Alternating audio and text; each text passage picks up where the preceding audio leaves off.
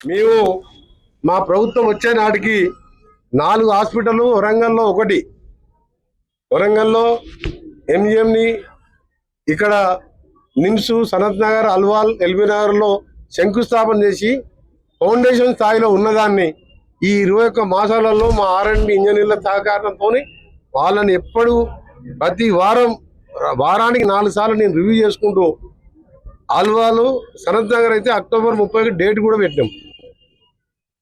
దాన్ని అన్ని కార్పొరేట్ ఆఫీసులు హైదరాబాద్ ఎన్ని ఉన్నాయో, యశోద, కామినేని, అపోలో, ఏజీ కంటే అలాంటి ఎక్విప్మెంట్తో ఇలా పేదలకు వైద్యం అందిస్తానికి రాజీవ్ ఆరోగ్యశ్రీని 5 నుంచి 10 చేసి అవి పూర్తి చేయబోతున్నాం.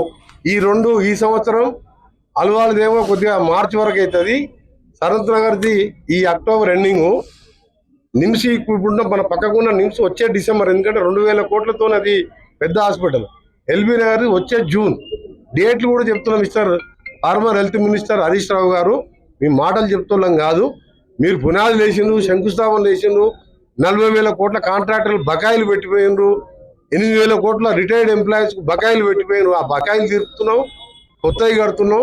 ఇలా పోయి చూసిరా, ఇలా పంజగుట్టలో 1,200 మంది వర్కర్స్ నడుస్తున్నారు. సనత్ నగర్లో 1000 మంది డే నైట్ చేపిస్తున్నా. మా కాంట్రాక్టర్లతో, మా ఆర్ఎండ్బి ఇంజనీర్లతో ప్రతిరోజు మాట్లాడతా. అల్వాల్లో 1000 మంది నడుస్తున్నారు. ఇవన్నీ ఒకసారి చూసొచ్చి మాట్లాడాలి. వదిలిపెట్టేసాను అని చెప్పి ఎన్నికల ముందు నిన్న ఎక్కడో జూబ్లీహిల్స్లో ప్రచారం చేసుకుంటూ మాట్లాడడం తప్పు. హరీష్ రావు గారు, మీరు వాస్తవాన్ని తెలుసుకొని మాట్లాడండి. ఇంకో ఉదాహరణ చెప్తాను మీకు. ఉప్పల్ నారపల్లి అంటే 8 కిలోమీటర్ ఫ్లైఓవర్ 2017లో స్టార్ట్ చేసి శంకుస్థాపన చేసిండు, 30% కాలే. ఆ కాంట్రాక్టర్ చేతులు ఎత్తేస్తే ఆర్ఎండ్బి మినిస్టర్గా నేషనల్ గడ్కరీ గారి సహకారంతో ఆ కంపెనీని పక్కకు జరిపి వేరే కంపెనీని ఇచ్చి ఇలా రాత్రి మొదలు వర్క్ చేపించి వచ్చే దసరా నాటికి ఉప్పల్ నారపల్లి ఫ్లైఓవర్ సిటీ మధ్యలో యాదగిరిగుట్ట వరంగల్కి పోయే పెద్ద రోడ్ అది. అలాంటిది ఫ్లైఓవర్ని 7 ఏళ్ళైనా నువ్వు 30% చేయలే. ఇవాళ ఎంత వేగంగా నడుస్తుంది. అందుకని అందరం మంత్రులము, ఎమ్మెల్యేలము, ఎంపీలము కలిసి పనిచేస్తున్నాం.